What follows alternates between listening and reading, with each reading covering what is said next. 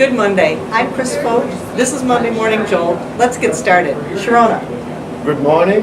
Today we have a very special guest, Paula Hughes.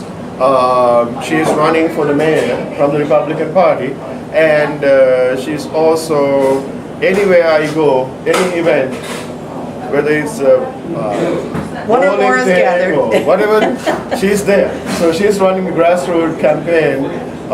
We'll let Paula tell us a little about herself. Yes. Sure. Well, you know, I am first a mom. I have a 7-year-old son named Beal, who's the light of my life. And I would tell you what, he's what makes my Monday mornings great. He makes every morning great. Just having that bundle of energy come in and jump on the bed. How can you not be excited about the day with that start? I also am married. My husband Chris owns a small business here in Fort Wayne, family business. I've had just a wonderful, blessed life. I ran the downtown improvement district for 6.5 years. I was on county council for 8 years.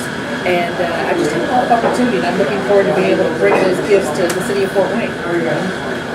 So today we are going to do something different, which is like the guests who were on our show before, they are asking questions from Paula, and Paula will be answering. These are small business people right here in town. So we'll start the first question with Trish Posadas.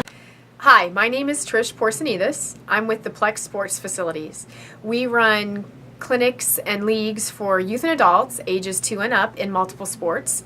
We also run special events. Our business is very community and family oriented. And here's my question. We are essentially a small business, and unlike other large corporations in Fort Wayne who have the resources to ask for tax abatement, for example, we offer so much for the community and the city of Fort Wayne. What can the city of Fort Wayne do to help businesses like ours, either financially or through promotion? All right. So Trish is asking basically, what can local government do for small businesses? What can we do to help her be more successful? And I'll tell you, I mean, really, actually, whether you're a small business or big business, the same things apply. We need a community that is responsive to business, that understands the importance of it, that creates the environment where businesses can prosper and thrive. For me, that's keeping the taxes low, making sure that government is minimally intrusive in what businesses do, and make sure that people are connected to the services that are available. As a community, we already spend thousands of dollars on economic incentive programs. We need to make sure that small businesses know about those programs, and I think better communication is just a real key to that. That's great. You're right. We have so many resources in our community that people are not aware of, that they could avail themselves to help their business. That's right. And the next question is from? The next question is from Sarah Key. Sarah Key, I'm the owner of Liz Mae's Bakery, located here in Fort Wayne off of Coliseum, one of the business streets here in town, located in the Coliseum Shoppers, right across from Bob Evans. Question to Tom Henry, what have you done to help small business get started? And to Paula Hughes, what was your plans to help small business get going? Well, you know, and actually this is a very similar, Sarah's asking too about small business, and I am familiar with Lizzie Mays up there on Coliseum, and she's an entrepreneur, she's a small business, she's really trying to make a go of it, and we want to do everything we can to make sure that she has an environment where she can thrive and succeed. I talked about my husband, he's part of that small business. They have 2 locations here in Fort Wayne, one in Indianapolis, and I've been a part of that business. Actually, when I got my master's degree here at St. Francis, I did my MBA programs all on TFE, on their small business. And so I did the marketing plan and the strategic plan, the competitive analysis for them. And a lot of times, small businesses are so busy doing what they do that they don't have time to look at the big picture.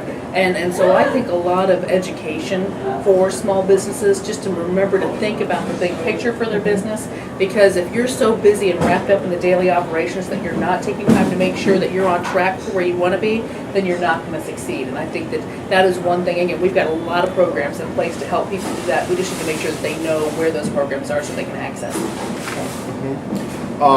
The next question is from Anton Babbage.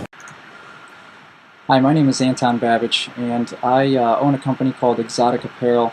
I'm a fashion designer, and I'm originally from Europe and actually live right here in Fort Wayne. And my question to you would be, how can you help create and capture more in the creative industry and the creative atmosphere of the business atmosphere?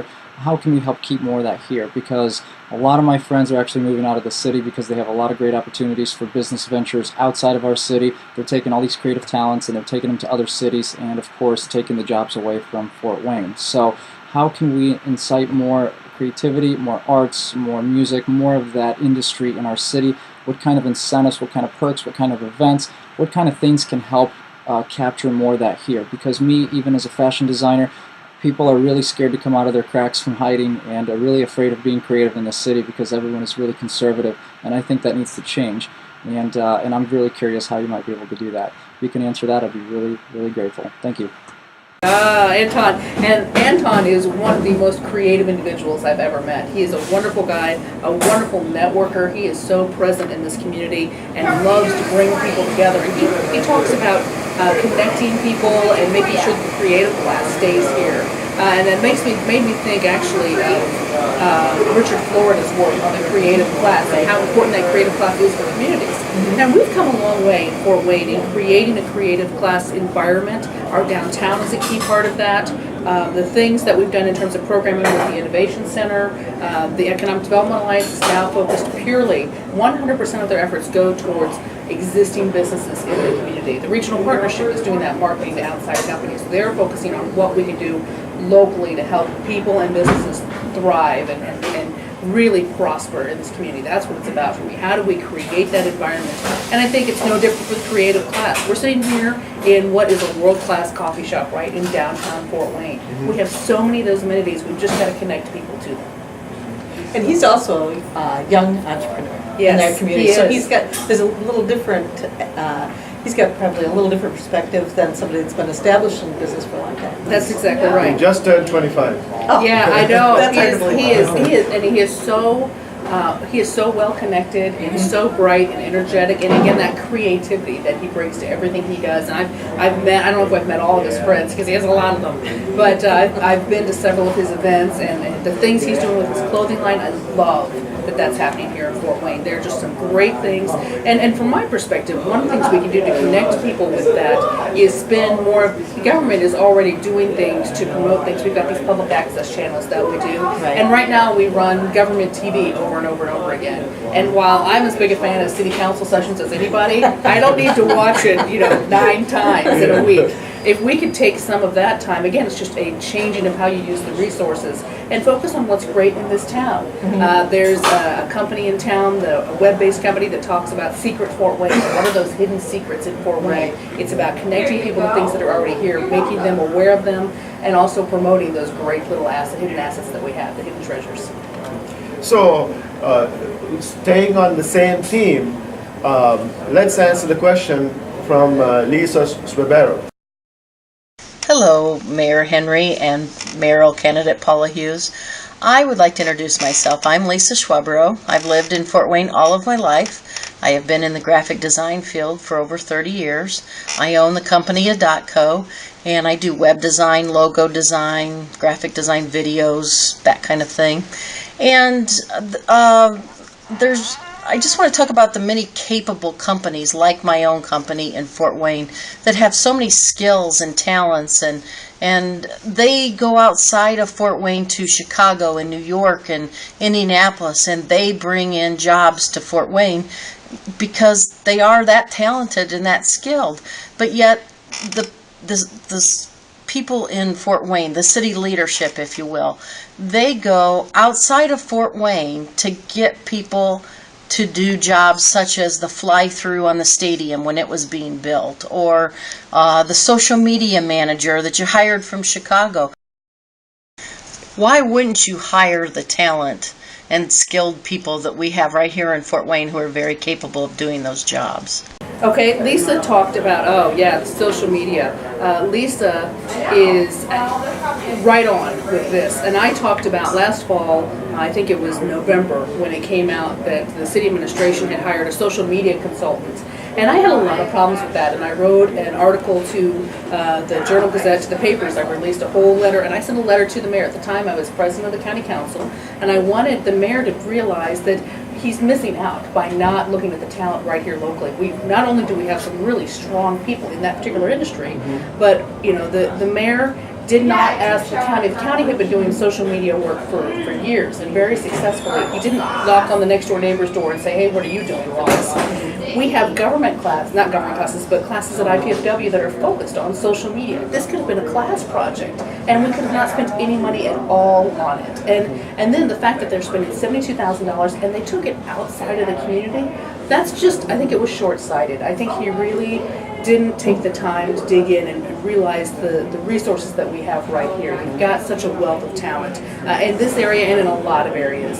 I think look Fort Wayne first. That's what I've done on county council. That's what I'm doing in my campaign. I always say, okay, who locally can do this? I've got my main ad agency for this campaign is Ferguson Advertising. They are a downtown company and have been. They're in their second generation now. Everything runs through them, and I could not be more pleased with the product that I'm getting out of them. It's been successful so far, and I'm looking forward to more great success with that local partner. Yeah, you're right. There's a huge amount of talent we've discovered just through doing this program that I wasn't aware of, and I was not aware of. Yeah, it's sometimes amazing. even the people that I know, I'm not aware of it. And then I want to emphasize something else on the same subject, which is like there are providers here. They have offered solutions to other cities which are sometimes bigger That's right. than Fort Wayne. That's right. So hopefully you will have a clear policy on picking the... Absolutely. Fort Wayne first. Citizens first. Fort Wayne locals first. And it's interesting to me that we've got, and I think it's a very aged, a very dated approach when you say that in order to be an expert, you've got to be at least 50 miles away. That's crazy. We have experts right here. A great project example of that is what they did with Swiss Re. The local developer, Phil Bean, was the developer for that project. Right. They used local architects, local talent to build the building, and it's a beautiful facility. It really is, and that was all local. Well, in the past though, they tried to pass a buy local first, much as Mitch Daniels did on the state level. That's right. He said, let's buy in Indiana first, and then if we can't find what we need, or if it's not competitive, because we Right. can't, That's also, right. it's gotta be That's right. competitive. Absolutely. But we tried to pass that on a local level, and it didn't get any traction. Well, it didn't, and when they started digging into it, they realized that when you have a strong, like a firm buy local policy in place, it starts to become a disincentive for other communities to use your people coming out of Fort Wayne, and it almost became a conversation about how we were going to turn off other communities from using our talent if we were so strong, if we were so closed-minded about using us. So I think it's more a philosophy than a formal policy. I guess that's another example where when we try to, government gets too involved, when we start making rules and regulations around things, we goof it up. We're adding layers of bureaucracy, and that is just not the point. So, I think you go into it with the philosophy and the approach that we have excellent talent right here in Fort Wayne, and we exhaust the sources here. And then again, that's what I've done every time. You can look at my background on county council and in this campaign. Everything I've done, I have looked first in Fort Wayne, and then there are a few very specific talents that I could not find the right fit, and that I had to go outside for, but that is the my arena, and that is not my preferred way of operating. So the next question is from Dan Surface. He's talking about customer service. Hi, my name is Dan Surface. I'm a professional speaker. Several years ago, I came into the city and we did a customer service training program for all the department heads in the city. And I was wondering if you are planning anything to improve the customer service in Fort Wayne, and if you plan any more of these events, or what you plan to do to improve the customer service in the city of Fort Wayne. That's right. Dan is a great guy, and another talent right here in Fort Wayne. He has done all kinds of seminars and worked with human resources departments, a lot of corporations, and I know Dan again from the networking meetings. I think very highly of him. And Dan, his point is right on. He's done work for the city talking about customer service, but it doesn't seem to have gone anywhere. And for me, customer service is very simple. It's the golden rule: do unto others as you would have them do unto you. And every business understands that customer service is an essential part of their business. They wouldn't have customers if they didn't have customer service, if they didn't understand. And for city government, my premise is that it goes to that citizens first. When somebody walks through the door, they're a citizen. And you need to treat them with respect and courtesy. And if they're not a citizen, you would like them to be. So you treat them with respect and courtesy. And I don't understand why bureaucracy gets that wrong so many times. It's pretty simple. Be nice to people or you're fired. That's how it works in the private sector. That's how it should work in government as well. Yeah, it's interesting. When I started out as a manager in business, they told me, treat your employees as if they pay your salary, because they do. That's right. And That's exactly it's the same thing for the taxpayers. Absolutely. Everybody kind of loses sight of that. Those taxpayers that walk in the door, they are writing the paychecks for government employees. Their taxes write the paychecks, so they're your employer. Remember that. Which kind of goes to that permit issue. Yes. You know, we studied that for a long time about how I heard more and more issues and complaints from people in our community who just built over the county line or just built over out of the city limits because it was so complex and so frustrating for them. And you know, unfortunately, this is one of those key things that we have to address. This is one of those basic platform issues for me.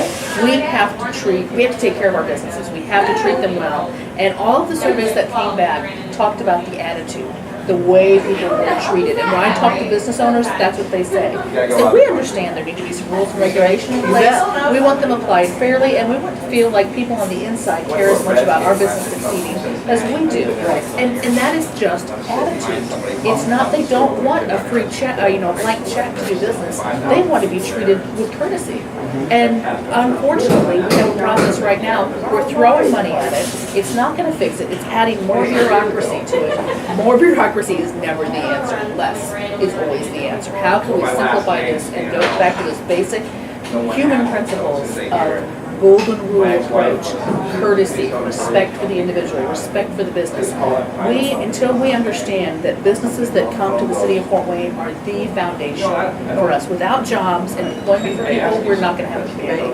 We have to make that a priority. And I think if we would just be nicer to people, it would make a huge difference. And you can't, there's no amount of money you can spend to make that happen. Professional courtesy. Yes. Sometimes they teach that. Yes. Sometimes what I see is like more doesn't mean that it gets done. Like, That's right. For example, we used to record at the coffee shop before, Friendly Fox, and they used to have a boatload of employees, and then 4 owners took over. Now the 4 owners are doing about 15, 20 people's work, and they are faster. That's right. Because they are more efficient. They're more vested. Their business, That's right. I'm not saying that the employees before were bad or anything. It's just like now they have an ownership. They have to succeed. That's right. And they're doing an exceptional job at Friendly Fox south of town. Yes, and I'm a big fan of that. They've got great baked goods. I love the Friendly Fox. It's a great place. And I'll tell you that for me, when I look at it, that idea of investment and ownership, that's something that's really been missing. And I think it's management. When I look at becoming mayor of the city of Fort Wayne, I view it almost as a corporate takeover. What we need to do is look at that and think of Fort Wayne, if the city administration was a business, how would we operate it? What would we need to do? And you go into that mentality, and top to bottom, what I did in county government, the way we transformed the process in county government was by empowering the individual department heads and saying, okay, I'm not going to micromanage your budget for you. I'm not going to tell you, how many pencils to buy or even how many people you have. I'm going to give you a lump sum allocation, and you, department head, you own it. You run that department. You tell us how best to spend the money that we give you for your budget. I don't care how many employees. I really don't care how many paper clips. I want you to be efficient and effective and do the service that you are there to do. And it gave them that ownership of it, and it transformed things, and it did it for a lower budget amount, which in turn put us back on a cash-based budget. It was a really great process, and I'm looking forward to doing it for the city. So the next question is from Dr. Ruby Kane. Hello, my name is Dr. Ruby Kane. I am Assistant Professor of Adult and Community Education and Academic Advisor for the Ball State University Department of Educational Studies. My question is, Fort Wayne has the distinction of being the most culturally and ethnically diverse community in Indiana, as well as being the second most racially segregated city in Indiana. How can Fort Wayne transition from inviting its population of color to town hall meetings to obtain their input on key municipal problems, to the boardroom where these key decisions will be made.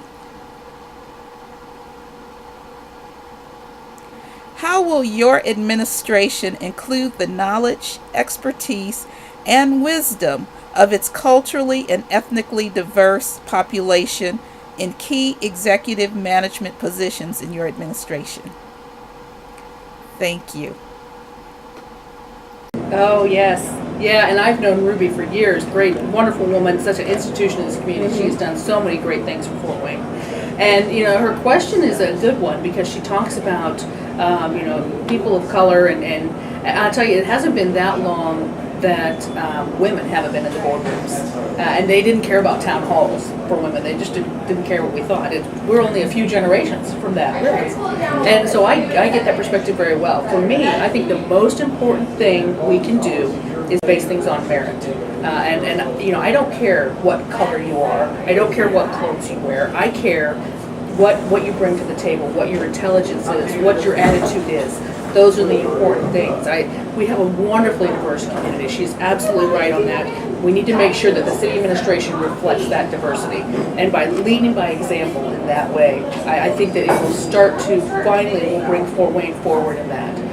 It's unfortunate that we do have kind of an attitude of segregation. I've talked to people who've moved here from other communities, and they've shocked by it. And I think that that's kind of one of those things that Fort Wayne has to address. We've got to be proactive in the way we address that, and I see that that diversity is essential.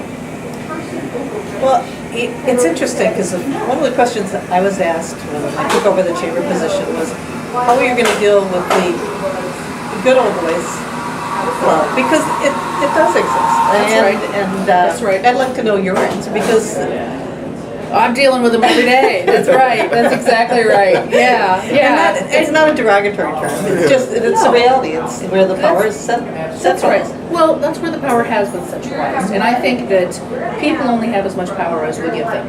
And as I've gone forward, I've been very clear about my platform. These are the things that are important to me. I'm gonna restore financial stability to the community, cut wasteful spending, reduce the debt, get Fort Wayne working again. And really, through that process, I'm going to restore faith in government. And if you buy into that premise, then you're going to buy into my administration and my candidacy. And if you don't, I'm going to do it without you. That's the attitude I took in the primary, and clearly it resonated with the voters, with the community. And I'm not going to cater to what is becoming increasingly a minority opinion. I don't have time for that. I don't have patience for that.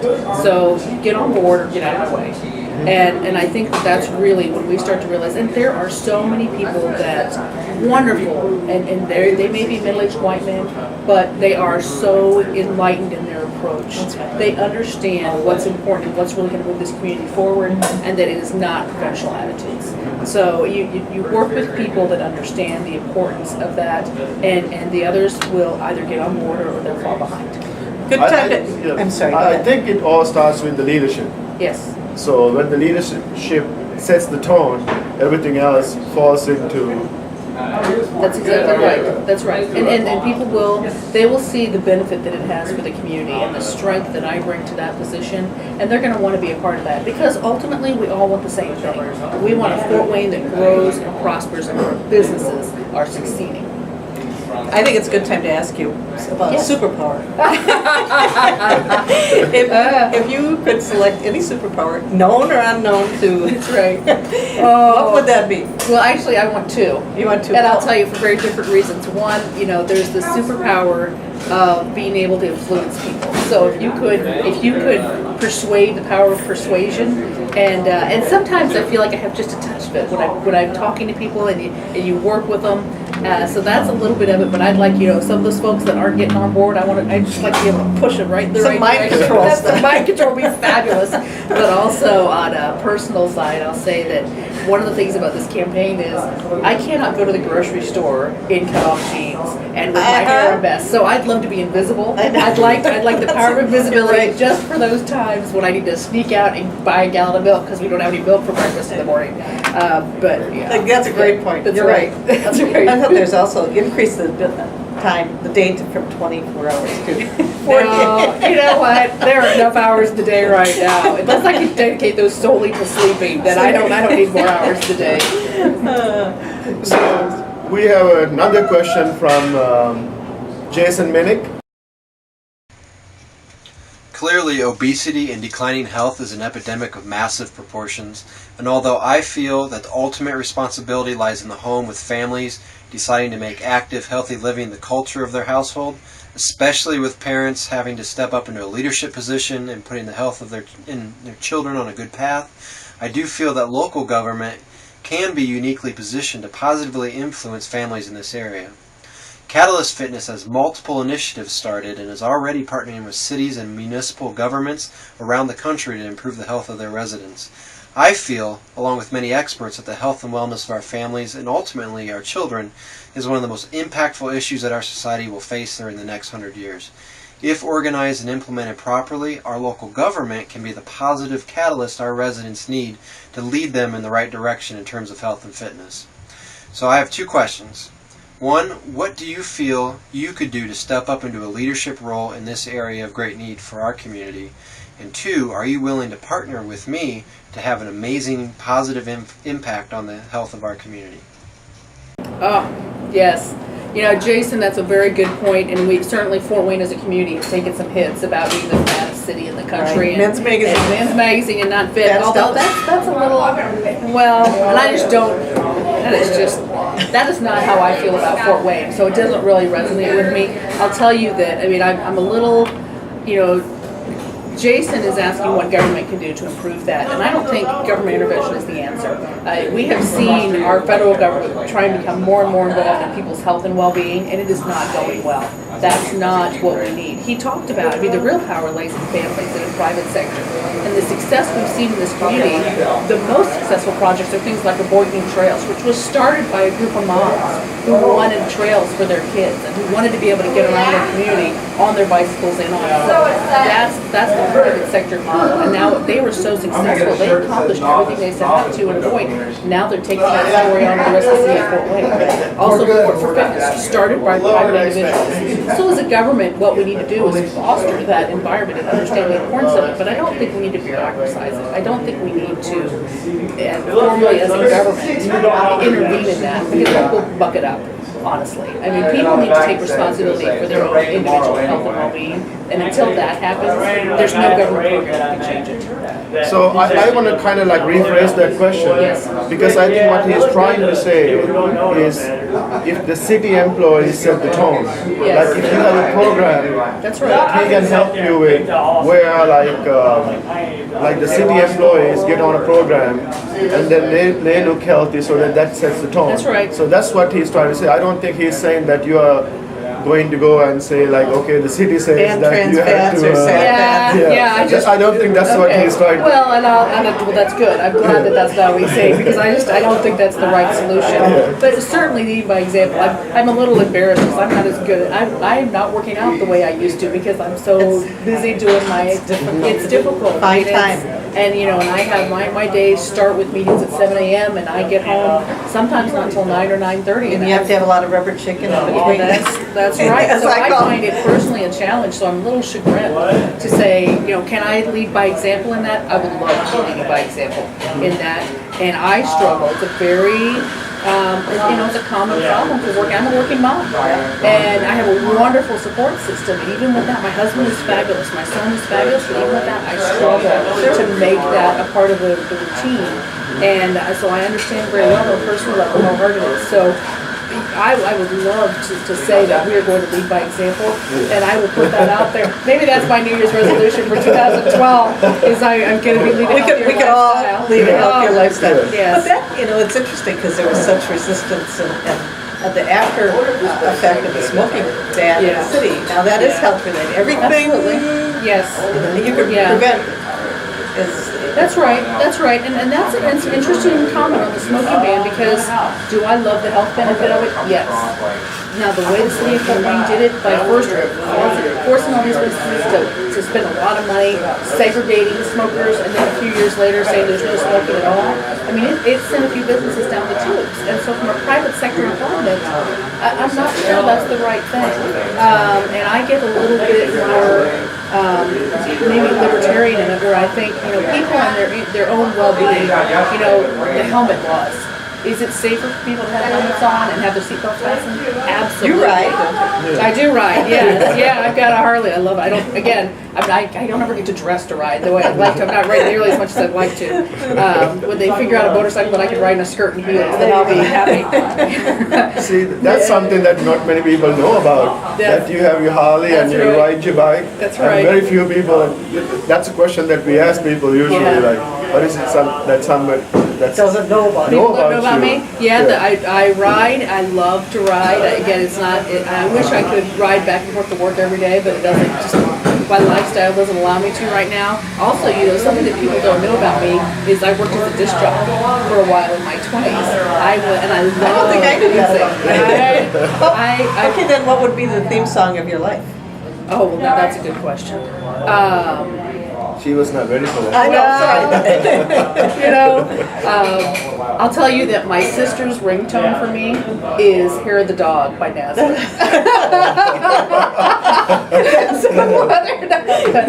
don't know if that's the right answer or not, but it's the truth. It's the truth. I like a lot of different music. I've got very eclectic musical tastes. Everything except the old.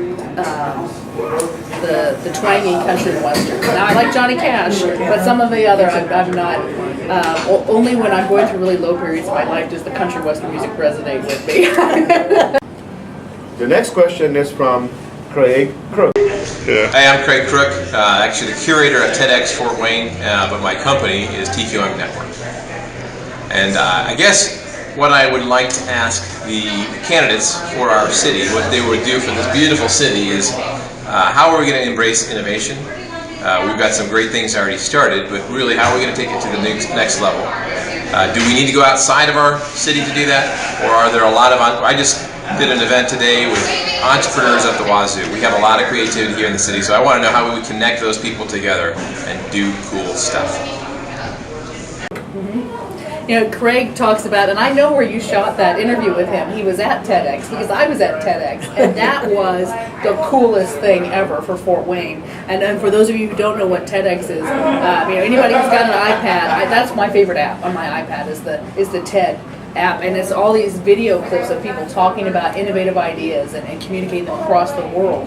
And the fact that they did that right here in Fort Wayne, there was a Saturday in May where they had a full day convention and taped people talking about different solutions. It was so creative and brought people together in a way. And he talks about how can we embrace innovation and connect people and do cool stuff in Fort Wayne. And I would say, you're doing it, Craig. I mean, that was so cool. And so I was so excited when I actually first heard about that they were going to do a TEDx Fort Wayne on my Twitter account. I saw a feed from somebody that said, hey, we're meeting to talk about doing TEDx in Fort Wayne. I was like, really? How can I get involved? How can I do this? And it's that individual initiative that fosters innovation. And people will start, I think the social media makes them much more connected than they ever have been. Certainly on Twitter, somewhat on Facebook, a little bit on YouTube. I mean, LinkedIn is turning into more of just a bunch of resumes, and if you want to find out about who they connect that way, so I think it's much more business. But the intellectual conversations that are had on Twitter and on Facebook, I think really connect people, and doing things to strengthen those Fort Wayne connections amongst people. I mean, he's doing it. I cannot imagine something that would be cooler and better at embracing innovation in Fort Wayne than what he did with TEDx. So I can't top it, Craig. You've done it, and all I can say is I'm a fan, and I was there. They keep doing it, absolutely. That summarizes the business owner questions, and I would like to ask you the most important question. Yes. How do people get hold of you? Oh, yeah. The website, to volunteer,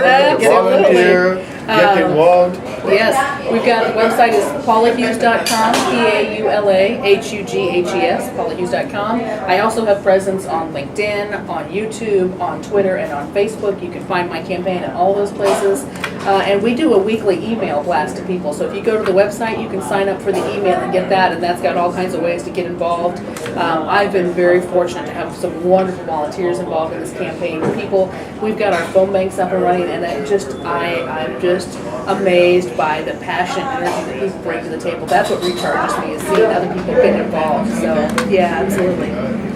So we would like to thank Paula for coming and joining us today. Thank you. She's a very busy person, so in a short time she decided to come and join us. And we'd like to thank Higher Grounds for having us here, and we'd like to thank the audience for listening in. This is Monday Morning Jolt.